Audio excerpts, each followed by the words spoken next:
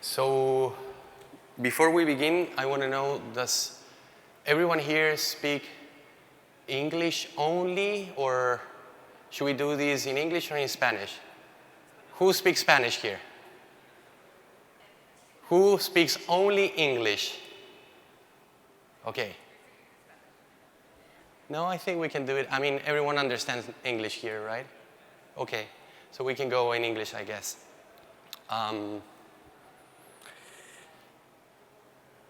I believe that traveling changed your life.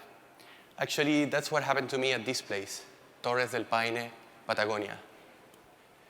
In the last corner of the earth, my hometown, Chile, I was by myself hiking, and one of the things that I thought while I was there was how amazing would be to bring my very good friend Alvaro in his wheelchair to this place. Alvaro is my best friend since 5 years old, and when he was 18 years old, he got involved in a car accident. And as a consequence, now he moved himself in a wheelchair.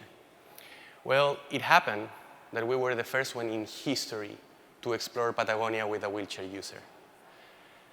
We faced some very big challenges. To begin with, in finding the information about where we could stay at, how accessible was going to be that hotel room, how we can transport, what type of activities we could do over there, was impossible to get. And also, that we needed that special trekking wheelchair that you're looking here, that we figured it out to acquire, and once we did that, a local hotel reached out and told us, why don't we do something a little bit more bigger here? Why don't we leave this equipment here and we allow future visitors to explore this place after you go and do this first trip? We did the trip and our story went viral. Hundreds of people with disabilities started reaching out, asking us for help to do exactly the same trip that we did.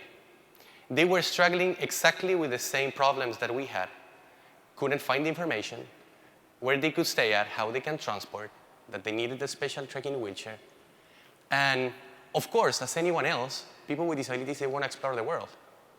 And on the other hand, we start receiving phone calls from different tour operators and hotels in different parts of the world who they wanted to replicate the same project that we did in Patagonia. So it was kind of strange to see that on one hand, there were people with disabilities who wanted to travel, that they couldn't find any information, and on the other, the travel industry wanted to address this, but they really don't know how. And no one was taking care of this. And when you think that there's 1 billion people in the world with disabilities and 2 billion more directly related to them, we're talking about 1/3 of the world population who is missing out from the travel industry.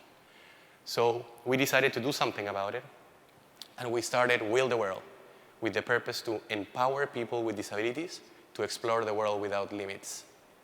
How we're doing it? We're running the first online travel marketplace where travelers with disabilities can find and book accessible hotel rooms, tours and activities all around the world, where our local partners are those who run every single trip. And as a platform, we are the intermediary between the travel industry and travelers with disabilities. Since we started the company last year, we had only 3 destinations, and we made more than 450 people to book trips into those locations, generating more than $200,000 in revenue. This year, we're going to triple that revenue. We understood that the more destinations we have in our platform, the more travelers we can address and the more revenue we can generate. And recently, we got awarded a contract to start running the travel experiences for the FIFA World Cup that is going to happen in Qatar.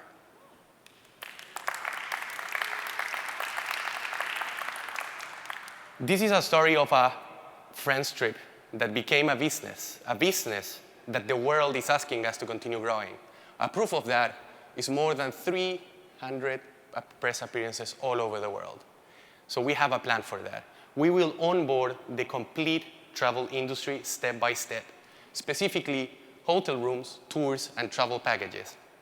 And we do this by obtaining accessible information that we know how to organize and displayed through our website in order for travelers with disabilities to easily find and book a trip.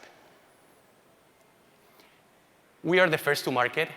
We are learning so fast and so much about different types of disabilities that every single process in our company is specially designed for travelers with disabilities. On top of that, we are building a unique layer of information that the travel industry doesn't have about how accessible is that hotel room, how accessible is that tour, and all of the information that is related to that. And finally, we have an amazing brand, a brand that is communicating real inclusion, people with and without disabilities exploring the world together. We are sure that we will become, in the next few years, the largest solution for travelers with disabilities. And for that, we have an amazing team, a team of people with and without disabilities, with different backgrounds, very diverse, who we are convinced that we need to disrupt the travel industry once for all. And at the end, I would like to share, if Dave can help me out here. How are you doing, Dave? With a story of what we do. Like, everything that we do in Wheel the World reduces to this one thing. And this is the story of that one of our travelers who booked a trip through our platform that I want to share now.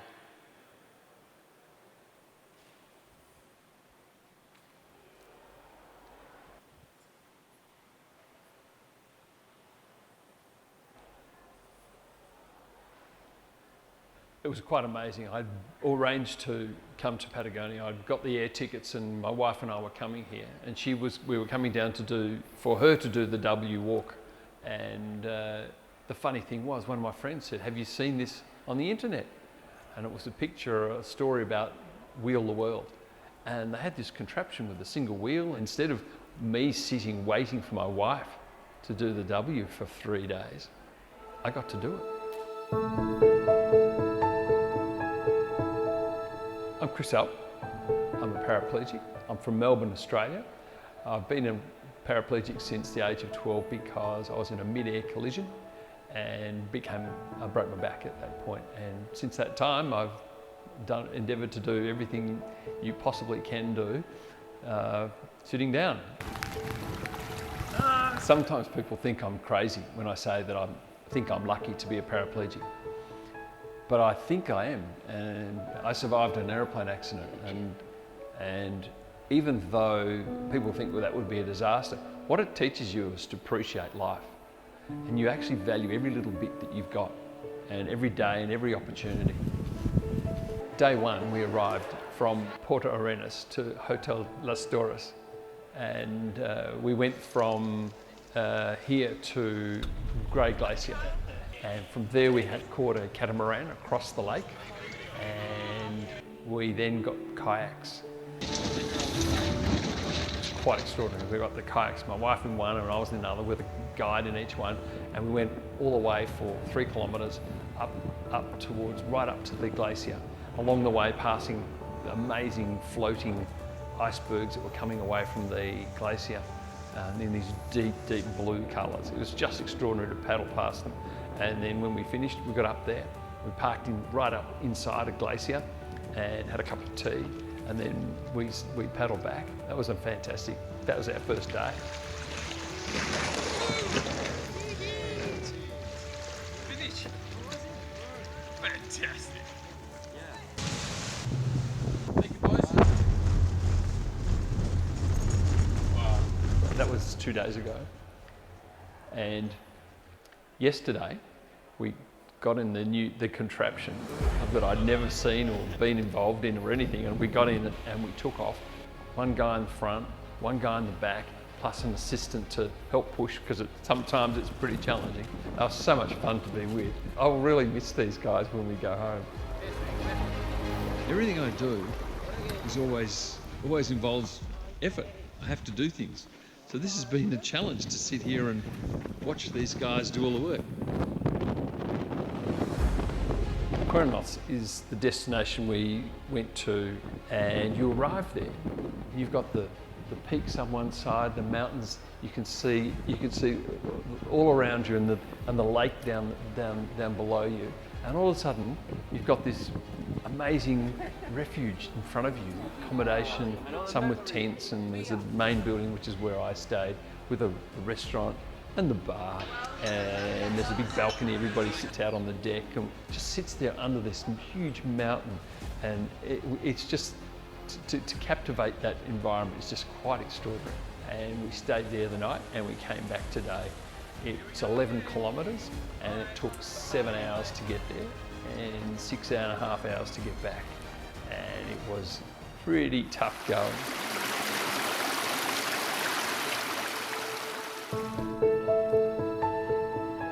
All my life, people have said to me, how much money would you pay, Chris, to be able to walk again? And I say to them, you couldn't pay me enough money to walk again. I love what I've got. I love what I have in my life, and I enjoy every big experience. If I had my legs again and I walked again, it wouldn't be me. This is me, and this is my world, and I love it. Dave, can we go back to the presentation, please?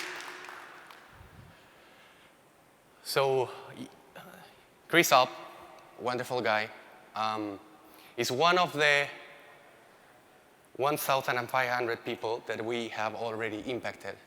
And if we can go back to the presentation.